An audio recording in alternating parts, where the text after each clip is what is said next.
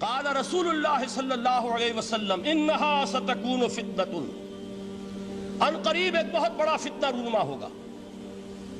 حضور نے خبر دی فتنے کی۔ حضرت علی فرماتے اس پر میں نے عرض کیا، میں نے عرض کیا مل مخرج منہا یا رسول اللہ، اے اللہ کے رسول اس سے نکلنے کا راستہ کون سا ہوگا؟ دیکھیے یہ لکھا ہوا ایگزٹ، نکلنے کا راستہ، اور عام طور پر آپ نے دیکھا ہوگا بڑے ہالز میں یہ سرخ روشنی ہوتی ہے، اس میں اس کا اہتمام کیا جاتا ہے کہ اگر خدا نہ خواستہ کوئی حادثہ ہو جائے لوگوں کو معلوم ہو نکلنے کا راستہ کون سا، یہ مخرج ہے۔ حضور نے خبر دی کہ فتنہ ہوگا۔ تو دیکھیے میں ایک بات عرض کیا کرتا ہوں، ذرا توجہ کیجئے، ہمارا حال کیا ہے؟ ہم بڑے ریشنلسٹ قسم کے لوگ ہیں، یہ زمانہ ریشنلزم کا ہے۔ اگر ہم ہوتے تو کیا پوچھتے؟ وہ فتنہ کیا ہوگا، کیوں ہوگا، کہاں سے آئے گا؟ ہمارے سوال یہ ہوتے ہیں، کب آئے گا، کیوں، کہاں، کب، کیسے؟ ان سب کی حیثیت علمی سوالات کی ہے۔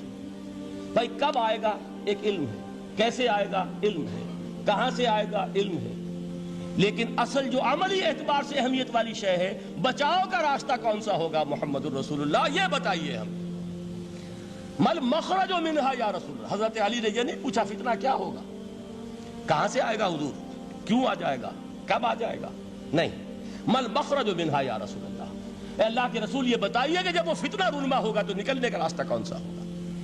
اس کا جواب ہے، ارشاد فرمایا محمد رسول اللہ نے، کتاب اللہ، اللہ کی کتاب ہے وہ مخرج، یہ کتاب ہے کہ جس کو تھامو گے تو فتنوں سے محفوظ رہو گے۔ اس کے بعد آپ فرماتے ہیں فیہ نبأ ما قبلکم وخبر ما بعدکم وحکم ما بینکم، اس میں تم سے پہلوں کی بھی خبریں موجود ہیں، عاد اور سمود اور قوم نوح اور قوم ہود اور قوم لوط اور قوم صالح اور آل فرعون، یہ کون ہے؟ من قبلکم، تم سے پہلے، وفیہ خبر ما بعدکم، جو کچھ تمہارے بعد ہونے والا ہے اس کی خبریں بھی موجود ہیں، لیکن وہ کیسے ہوں گی؟ وہ بٹوین دی لائنز ہوں گی، وہ بین السطور ہوں گی۔ ان کے لیے انسان کو، آپ کو معلوم ہے کہ عبارت میں سطور ہوتی ہیں اور ایک درمیان میں ہوتا ہے، ان کے کچھ لکھا ہوا نہیں ہوتا۔ You have to read between the lines۔ قرآن میں بعد میں آنے والے حالات بھی درج ہیں، لیکن اس طرح نہیں جیسے کہ پچھلے حالات درج ہیں۔ اس کے لیے ذرا ان ڈیپتھ پونڈرنگ اوور، غور و فکر اور تدبر کی ضرورت ہوگی۔ وَحُکْمُ مَا بَيْنَكُمْ، اور جتنے اختلافات تمہارے اندر پیدا ہوں گے تا قیام قیامت، ان سب کا فیصلہ بھی اس کتاب میں موجود ہے۔ وَهُوَ حَبْلُ اللَّهِ الْمَتِينُ وَهُوَ الذِّكْرُ الْحَكِيمُ، یہی تو ہے وَهُوَ الصِّرَاطُ الْمُسْتَقِيمُ، سیدھا راستہ، اور کون سا؟ یہی قرآن تو ہے۔ ہر رکعت میں کہتے ہو اهْدِنَا الصِّرَاطَ الْمُسْتَقِيمُ، اور قرآن دیا ہوا ہے اس پر غور نہیں کرتے۔ عجیب تماشا ہے ہمارا، نماز کی ہر رکعت میں اهْدِنَا الصِّرَاطَ الْمُسْتَقِيمُ، اور حضور فرمائے وَهُوَ الصِّرَاطُ الْمُسْتَقِيمُ، صراط مستقیم یہ قرآن ہی تو ہے۔ الذکر الحکیم یہ قرآن ہی تو ہے۔ وَهُوَ حَبْلُ اللَّهِ الْمَتِينُ، اور یہی ہے اللہ کی مضبوط رسی۔ آپ نے قاری صاحب سے وہ آیات سنی سورہ آل عمران کی، وَاعْتَصِمُوا بِحَبْلِ اللَّهِ جَمِيعًا وَلَا تَفَرَّقُوا، اللہ کی رسی کو مضبوطی سے مل جل کر تھامو اور تفرقے میں مبتلا نہ ہو۔ تفرقہ ہوگا تو کیا ہوگا؟ تمہاری ہوا اکھڑ جائے گی۔ آج آپ کو معلوم ہے دول عرب اگر یہ یکجا ہو جائیں، ایک دن کے لیے اسرائیل قائم نہیں رہ سکتا، امریکہ نہیں، امریکہ کا باپ اسے قائم نہیں رکھ سکتا۔ اگر امت عرب ہی جمع ہو جائے، عالم اسلام تو بڑی شے ہے، جو وسائل ان کے پاس ہیں، جو اللہ تعالیٰ نے ان کو نعمتیں عطا فرمائی ہیں، لیکن افتراق، انتشار، اختلاف، جتھے بندی، گروہ بندی، دھڑے بندی، اس نے اسرائیل کا خنجر ان کے سینے میں پیوست کیا ہوا ہے۔ اس لیے کہ فَتَذْهَبَ رِيحُكُمْ، اگر تم اختلاف کرو گے تو تمہاری ہوا اکھڑ جائے گی، آج وہ ہوا اکھڑ چکی ہے۔ تو فرمایا وَاعْتَصِمُوا بِحَبْلِ اللَّهِ جَمِيعًا وَلَا تَفَرَّقُوا، اللہ کی رسی کو مضبوطی کے ساتھ مل جل کر تھامو اور تفرقے میں مت پڑو۔ حضور فرما رہے ہیں وہ اللہ کی رسی کون سی؟ ہوا حبل اللہ المتین، یہی قرآن ہے اللہ کی مضبوط رسی۔ علامہ اقبال نے کیا خوب کہا ہے، علامہ اقبال نے قرآن اور حدیث کے حقائق کو جس طریقے سے اشعار کا جامع پہنایا ہے، وہ تو خود کہتے ہیں گوہر دریائے قرآن سفتام، میں نے قرآن مجید کے دریا سے موتی نکال کر اپنے اشعار کے اندر میں نے چن دیے ہیں، میرا کام اور کچھ نہیں ہے۔ موتی کوئی بھی غواص پیدا نہیں کرتا، دریا کی گہرائی سے نکال لاتا ہے، یہ میری حکمت نہیں ہے جو میرے اشعار میں ہے، یہ میں نے قرآن مجید کے دریا میں غوطہ زنی کر کے اس سے یہ موتی نکالے، گوہر دریائے قرآن سفتام۔ اب دیکھیے اسی حدیث کے اس ٹکڑے کو کیسے شعر میں لائے ہیں۔ از یک آئینی مسلمان زندہ است، پے کرے ملت سے قرآن زندہ ہست۔ مسلمان کی زندگی تو ایک آئین کے بدولت ہے، یہ آئین قرآن، جو کہا تھا کبھی قائد اعظم مرحوم نے، جب پوچھا گیا تھا کہ آپ کے پاکستان کا دستور کیا ہوگا، کیا فرمایا تھا یاد کیجئے کہ ہمیں کسی نئے دستور کی ضرورت نہیں، ہمارا دستور 1400 برس پہلے طے ہو چکا ہے۔ یہ ہماری بدقسمتی ہے جو کچھ کہا تھا قائد اعظم نے کہ God has given us a golden opportunity to prove our worth as architects of a new state, and let it not be said that we didn't prove equal to the task۔ میں معذرت کے ساتھ عرض کروں گا حضرت کہ واقعہ یہ ہے کہ ہم اس کے equal to the task ثابت نہیں ہوئے۔ قائد اعظم کا دیا ہوا پاکستان آج دنیا میں موجود نہیں ہے، اس کا ایک حصہ اپنے نام سے دستبردار ہو کر بنگلہ دیش بن چکا ہے، اس نے اپنی تاریخ کو خیر بات کہہ دیا ہے، حالانکہ مسلم لیگ کی جنم بھومی ڈھاکہ ہے۔ 1906 میں ڈھاکہ میں مسلم لیگ نے جنم لیا تھا، اور اگر وہ صرف ہم سے علیحدہ ہوتا یہ گہرا صدمہ ہوتا، لیکن یہ کہ اس نے جب نام بدلا ہے در حقیقت اس نے اپنے تاریخ سے، اپنے پس منظر سے استعفیٰ دیا ہے۔ یہ ہمارا دوہرا ہمارے لیے صدمے کی بات ہے۔ کیا 2 یمن موجود نہیں ہیں؟ ان میں سے کوئی ایک بھی اپنا نام چھوڑنے کو تیار ہوگا؟ کیا 2 جرمنی دنیا میں موجود نہیں ہیں؟ کوئی ایک بھی ان میں سے اپنا نام چھوڑے گا؟ کیا 2 کوریا نہیں ہیں؟ 2 ویتنام نہیں ہیں؟ تو کیا 2 پاکستان نہیں ہو سکتے تھے؟ ہو سکتے تھے۔ میں یہ کہا کرتا ہوں کہ یہ گہرا صدمہ ہے علیحدگی، اور دوہرا صدمہ ہے، اور اس سے کہیں زیادہ بڑا کہ انہوں نے اپنا نام بدل دیا، اپنی آئیڈینٹی چینج کر دی، انہوں نے وہ نام اپنے ماتھے سے اتار کر خلیج بنگال کے اندر دبو دیا۔ یہ بہت بڑی سزا ہے جو ہمیں ملی ہے۔ کیوں ملی ہے؟ کہ ہم نے 25 برس تک اس قائد جس کو کہا تھا کہ وہ ہمارا آئین ہے، اس کو آئین نہیں بنایا۔ ہم نے دنیا کے سامنے جھولیاں پساری، ہم نے طرح طرح کے نظاموں کو آزمایا، لیکن اس قرآن کی طرف پیش قدمی نہیں کی۔ اللہ تعالیٰ ڈھیل دیتا ہے لیکن سزا بھی بہت سخت ہوتی ہے۔ ان بطش ربک لشدید، وہ ہم پر کوڑا برسا ہے۔ تاریخ انسانی کی عظیم ترین شکستوں میں سے ایک شکست ہے کہ جو ہمارے ماتھے پر کلنک کے ٹیکے کی طرح موجود ہے۔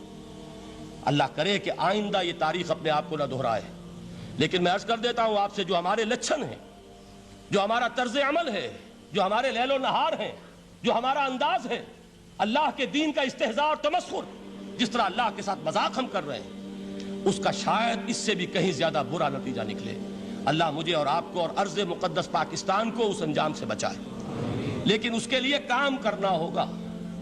صرف کہنے سے بات نہیں بنے گی، کمر کسنی ہوگی، ہمت جو ہے پھر انسان کو اثر نو، ایک نئی تعمیر، ایک عزم، ایک ہاتھ میں قرآن اور ایک میں تلوار لے کر یہ امت پھر دوبارہ میدان میں آئے۔ بہرحال عرض یہ کرنا تھا، اقبال کہتا ہے از یک آئینی مسلمان زندہ است، پے کرے ملت سے قرآن زندہ ہست، ماں ہما خاک و دل آگاہ اوست، اعتصامش کن کہ حبل اللہ اوست۔ تامو اس کو مضبوطی کے ساتھ، حبل اللہ یہی قرآن ہے۔ یہ یک آئینی اور پیکر قرآن کی زندگی، پیکر ملت کی زندگی جو ہے اس قرآن کی بدولت ہے۔ تو حضور نے کیا فرمایا؟ فتنے سے بچنے کا راستہ کون سا ہے؟ کتاب اللہ فیہ نبأ ما قبلکم وخبر ما بعدکم وحکم ما بینکم وہو الصراط المستقیم وہو حبل اللہ المتین وہو الذکر الحکیم۔ ایک 3 جملے اور سن لیجئے۔